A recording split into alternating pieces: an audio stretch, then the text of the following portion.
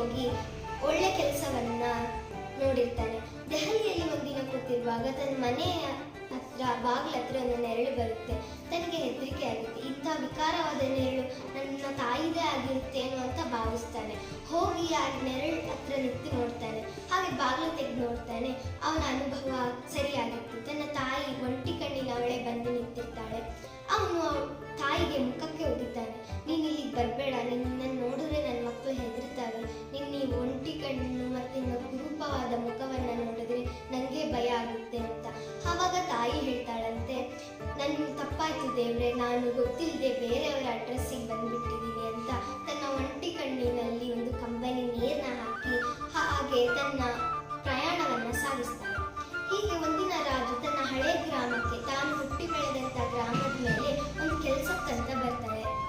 ಆ ಕೆಲಸದಲ್ಲಿ ತಾನು ನಿರತನಾಗಿರ್ತಾನೆ. ಹಾಗೆ ಒಂದು ಆಲೋಚನೆ ಅವನಿಗೆ ಬರುತ್ತೆ.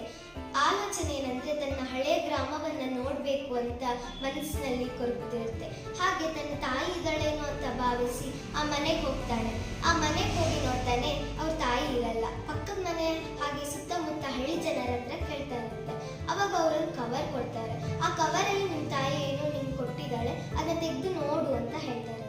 ಇವನು ಕಾರ್ ಒಳಗೆ ಕೂತ್ಕೊಂಡು ಏನೋ ಇಟ್ಟಿದ್ದಾಳೆ ಅಮ್ಮ ಅಂತ ಹೇಳಿ ತೆಗೆದು ನೋಡ್ತಾನಂತೆ. ಅದರಲ್ಲಿ ಒಂದು ಅಪಘಾತದ ಒಂದು ಕಾರಣವನ್ನ ಬರೆದಿರ್ತಾಳೆ ತಾಯಿ. ಆ ಕಾರಣವನ್ನ ತೆಗೆದು ನೋಡ್ತಾನೆ. ಅವಾಗ ತಾಯಿ ಬರೆದಿರ್ತಾಳೆ, ನೀ ಬರ್ತೀಯ, ನನ್ನನ್ನು ಹುಡ್ಕೊಂಡ್ ಬರ್ತೀಯ ಅಂತ ನನಗೆ ಚೆನ್ನಾಗಿ ಗೊತ್ತಿತ್ತು. ಹಾಗಾಗಿ ಮನೆ ಬಾಗಿಲನ್ನ ತೆಗೆದು ನಾನು ಹೊರಟೋಗಿದ್ದೆ. ಈ ಒಂದು ಕಾರಣವನ್ನ ನೋಡು, ನಿನಗೆ ಅರ್ಥ ಆಗುತ್ತೆ ಅಂತ ಹೇಳಿರ್ತಾಳಂತೆ. ಆ ಕಾರಣ ಏನಂದ್ರೆ, ರಾಜ್ ಚಿಕ್ಕಲ್ಲಿರುವಾಗ ಒಂದು ಅಪಘಾತಕ್ಕೆ ಸಿಲುಕಿ ಒಂದು ಕಣ್ಣನ್ನ ಕಳ್ಕೊಂಡಿರ್ತಾನೆ.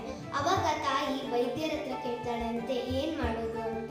ಅವಾಗ ವೈದ್ಯರು ಹೇಳ್ತಾರಂದ್ರೆ, ಇದಕ್ಕೆಲ್ಲ ಸಮಸ್ಯೆಗೆ ಕಾರಣ ಇಲ್ಲ, ನಮ್ಮ ಕೈಯಲ್ಲಿ ಸರ್ಜರಿ ಮಾಡಕ್ಕಾಗಲ್ಲ ಅಂತಿರ್ತಾರಂತೆ. ಅವಾಗ ತಾಯಿ ತನ್ನ ಕಣ್ಣನ್ನೇ ದಾನ ಮಾಡ್ತಾಳಂತೆ. ಹಾಗಾಗಿ ಅವಳು ಅಂದಿನಿಂದ ಇಂದಿನವರೆಗೂ ಒಂಟಿ ಕಣ್ಣಿನವಳಾಗಿರ್ತಾಳೆ.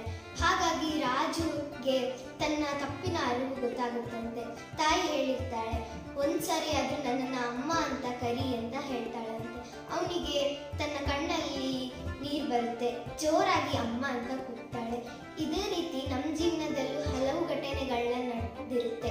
ಅದಕ್ಕೆಲ್ಲ ನಾವು ಒಂದು 10 ನಿಮಿಷ ತಾಳ್ಮೆಯಿಂದ ಯೋಚಿಸಿದಾಗ ನಮ್ಮ ಜೀವನದಲ್ಲಿ ಏನು ನಡೆದಿದೆ ಅಂತ ಯೋಚನೆ ಮಾಡಬೇಕು. ನಾವು ಯಾರು ರಾಜು ರೀತಿ ಆಗೋದು ಬೇಡ. ಇಂದಿನಿಂದ ತಾಯಿಗೆ ಒಳ್ಳೆ ಗೌರವವನ್ನು ಕೊಡೋಣ ಅಂತ ಹೇಳ್ತಾ ನನ್ನ ಒಂದು ಪುಟ್ಟ ಪ್ರೇರಣೆ ಕೊಟ್ಟಂತಹ ಪುಸ್ತಕದ ಬಗ್ಗೆ ಹೇಳ್ತೀನಿ.